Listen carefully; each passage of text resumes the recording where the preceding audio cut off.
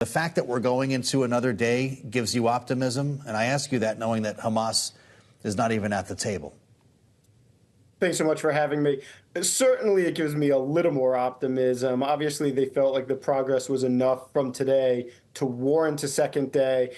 I don't think that means that they're necessarily close, however. I think there's a number of issues that still need to be resolved, almost certainly as we go forward. But the more time that they're negotiating, at least it means that all the parties are willing.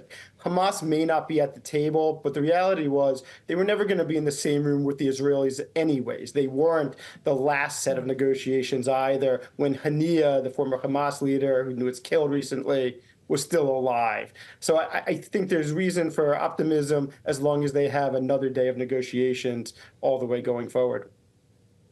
But Jonathan, when you consider what the sticking point seems to be now and has been for months, it is this question around permanence. Hamas is looking for a permanent ceasefire, all Israeli forces leaving Gaza. We know that that is not something Israel has wanted. So someone is going to have to budge here, right? And I just wonder who you think has the greatest incentive to do so.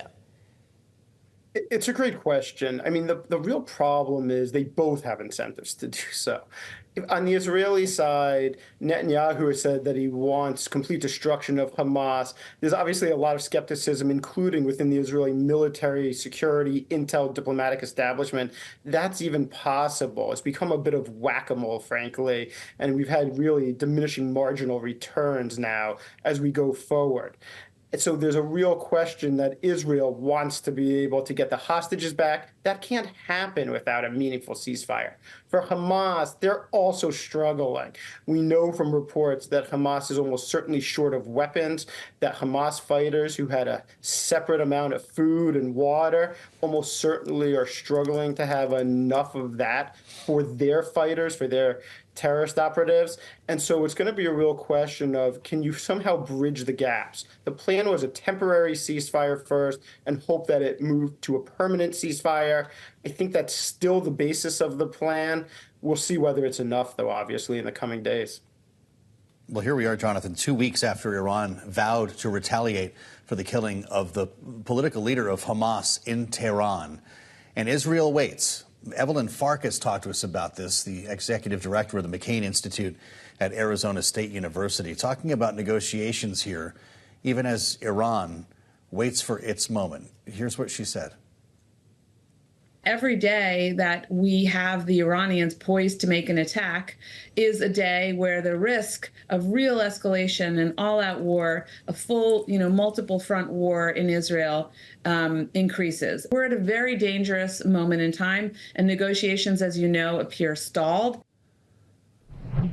Jonathan, is Iran waiting to see what happens with ceasefire talks, or is it conducting its own planning right now?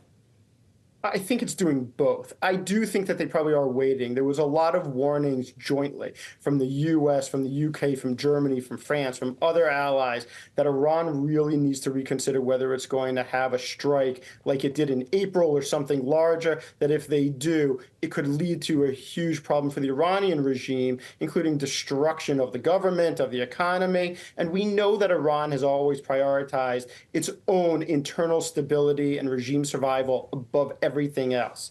At the same time, there's almost certainly a question of, if Iran doesn't respond, what does that mean in terms of deterrence? If a deal is successful, it may give Iran the opportunity to say, look, we're playing the bigger role for international peace and security. We're not going to respond in a meaningful way.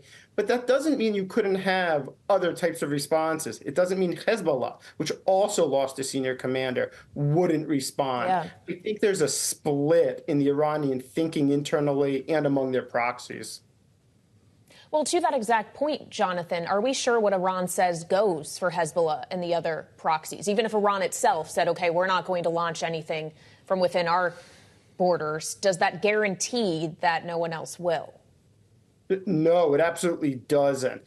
The reality is Iran's control of its proxies is far from absolute. You have on one end, for example, a group like the Houthis, in which Iran really has relatively little command and control, other than the Houthis are reliant on Iran for weapons.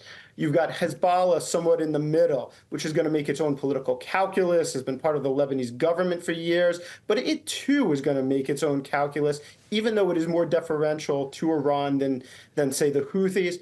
And then you have groups like the Iraqi Shia militants, which are a little all over the board, but Iran probably does have better command and control over most. It's a real range across the Iranian proxy threat network. Can we assume, Jonathan, that the surge of U.S. military assets into the theater, we've spent a lot of time talking about guided missile subs, another aircraft carrier, F-22 jets, doing anything right now to deter an attack from Iran? Is that possibly why it's been this long? I think it's certainly playing into the Iranian calculus. Look, I think there's really two things going on. I think internally in Iran, there probably is a split in terms of decision makers of how they want to respond. Ultimately, it's not up to the new president, Pezeshkian. It's going to be up to the IRGC and up to the supreme leader, ultimately, to make that determination. That doesn't mean that there aren't voices that are also going to be listened to, including in the SNSC, their National Security Council. The U.S. assets moving in only compound and reinforce U.S. messaging, European messaging on the potential threats Iran could face if they launch a major attack. And that's certainly going to be part of the Iranian calculus, as, again, they prioritize regime stability and regime survival above everything else. Well, and of course, we have to consider this all comes against the backdrop of an ongoing race for president in the United States. Moments ago, Donald Trump was asked about the Middle East and whether or not he's spoken recently with Benjamin Netanyahu. He replied that he has not, but he did describe their meeting at Mar-a-Lago recently. Take a listen. He knows what he's doing. I did encourage him to get this over with. You want to get it over with. It has to get over with fast. But have victory, get your victory, and get it over with. It has to stop. The killing has to stop.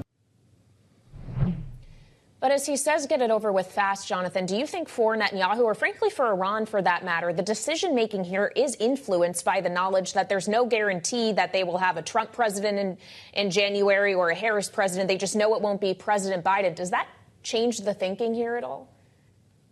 I don't know if it changes it completely. At the end of the day, you're really seeing a split between the Israeli security establishment and the political leaders. You've even seen Defense Minister Gallant, the Israeli defense minister, say that we're not going to be able to get all of Hamas and call for some sort of end to the war that we've seen going on since October of last year. The truth of the matter is, at the end of the day, this seems to be about a political calculus for both Yahya Sinwar and for Benjamin Netanyahu. And for Netanyahu, I think there's a real concern that once the war ends, it puts his own political position in jeopardy. I'm not saying that's the only thing driving him, but I'd be surprised if that's not part of the calculus. And so at this point, the idea that Harris, who certainly would want the war to be over, the vice president, former President Trump is also ironically saying the same thing, maybe the only thing they agree on. Neither of them wants to walk into the Oval Office with this war going on. I don't know how much Netanyahu actually cares about that.